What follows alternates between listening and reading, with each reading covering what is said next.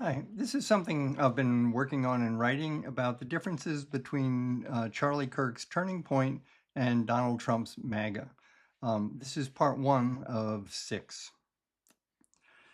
If you go to the Turning Point website, you will see front and center their 3 core principles. 1. The U.S. Constitution is the most exceptional political document ever written. 2. USA is the greatest country in the history of the world. 3. Capitalism is the most moral and proven economic system ever discovered. Good. Elaborating on that, note how the 3 are connected. The Constitution established this country as one to be run under the rule of law, and that rule of law created the framework under which capitalism could flourish, which then made this country the greatest the world has ever seen. Okay. The Constitution did that by breaking power up into 3 branches of government with checks and balances between each so that no one individual or power center could bring us back to the monarchy we were escaping. This was expressed in the first 3 articles of the Constitution. Article 1 describes the role and powers of Congress, saying Congress makes the laws that govern the country. Article 2 describes the role and powers of the president, saying the president enacts the laws that were made by Congress. Article 3 describes the role and powers of the Supreme Court, saying it ensures that neither of the other 2 branches exceeds the power given them by the Constitution.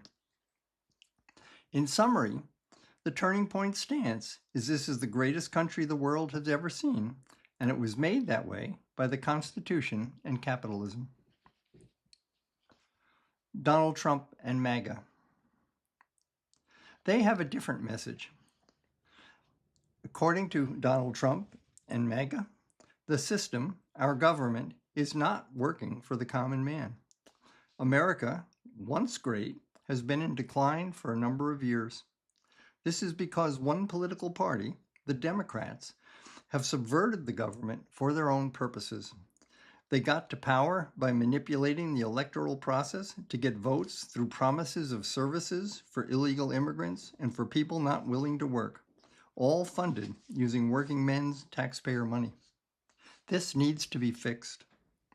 The solution is to elect an individual, Donald Trump, who knows how to fix the system, and to expand the powers of the president beyond Article 2 of the Constitution so that he can make the changes necessary to make our country great again. With the support of a MAGA-controlled Congress and MAGA-controlled Supreme Court, this can happen. For example, the Constitution says only Congress can set tariffs, which the president then enforces. Donald Trump has taken over the setting of tariffs for the good of our country, as Congress was failing to use this tool to help restore our standing in the world. The MAGA Congress and MAGA Supreme Court are okay with this. For example, the Constitution says only Congress can appropriate money, and that the president must then spend that money accordingly. But Donald Trump has refused to spend congressionally appropriated money, such as for U.S. aid, that he feels is leading to the country's decline. The MAGA Congress and MAGA Supreme Court are okay with this. There are many more examples where the MAGA movement is putting more and more power into the hands of the president, way beyond what Article 2 of the Constitution allows, so that the country can finally get moving again in a good direction. These changes are saving the country and the world. The biggest problem is the Democrats and various naysayers keep trying to throw roadblocks in the way. More on that to follow.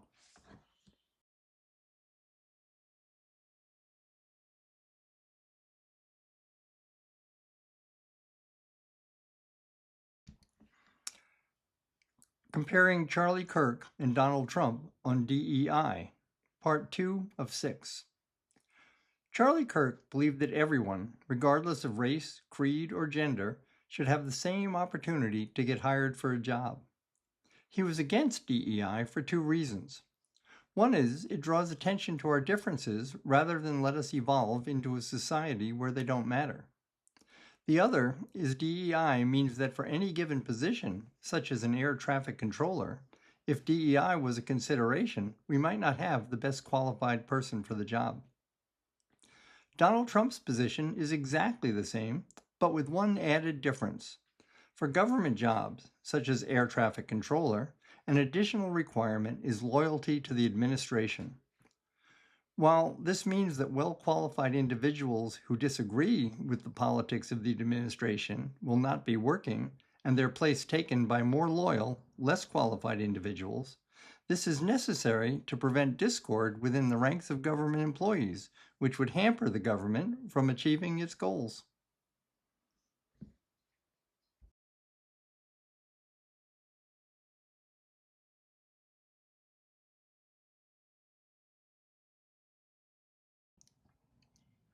Comparing Charlie Kirk and Donald Trump on Enemies, Part 3 of 6. Charlie Kirk encouraged discussion and debate with people who disagreed with him. He thought open communication of ideas was critical to a working society. He wanted the benefits of our society to be open and available to everyone, whether or not they agreed with him. He used the power of his logic and reasoning to try to convert others to his positions. Donald Trump believes those disagreeing with him are a threat to him achieving his agenda, which was supported by the mandate, 49% of the popular vote, he won in the 2024 election. For this reason, those disagreeing must be shut down and punished using whatever weapons are available to him, such as the legal, military, and financial power of the office of the president.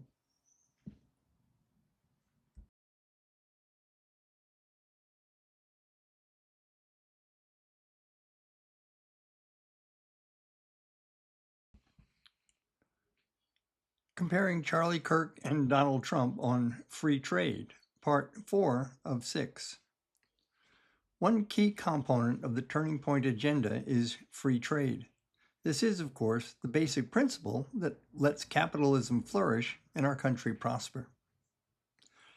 Donald Trump, on the other hand, believes that free trade with other countries lets other countries take advantage of us.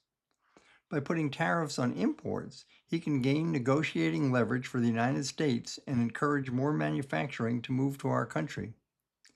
The tariffs do, of course, hamper both imports and exports, but those hits are compensated by the prosperity they bring to our country, to say nothing of the revenue they generate for the government.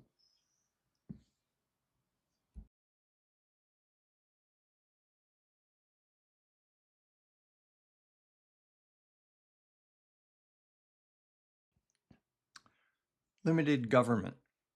Comparing Charlie Kirk and Donald Trump on limited government, Part 5 of 6. A basic conservative principle is limited government, and this is one of the core tenets of Turning Point and Charlie Kirk. There should be just enough government to let the markets work, for people to create and to have jobs, but not so much that starts to interfere with people's lives. As much as possible, the government should stay out of an individual's and an organization's business. A basic principle of Donald Trump's is that he should use the power of the federal government to enforce the agenda endorsed by the mandate given to him by 49% of the people who voted for him. This means threatening to take away funding from schools who don't follow his agenda, threatening law firms who have taken cases attacking him, and most recently threatening to take away broadcast licenses from media companies that allow criticism of him. It also means getting actively involved in various businesses, such as taking shares of high-tech firms and getting the government involved in TikTok and telling the CEO of Cracker Barrel what its logo should be. It also means using National Guard troops in various cities to fight crime and enforce his immigration policies, which is, by the way, another example of bending the Constitution to achieve his goals, as that is clearly a function given to the states. These things, according to MAGA, are all necessary to make America great again.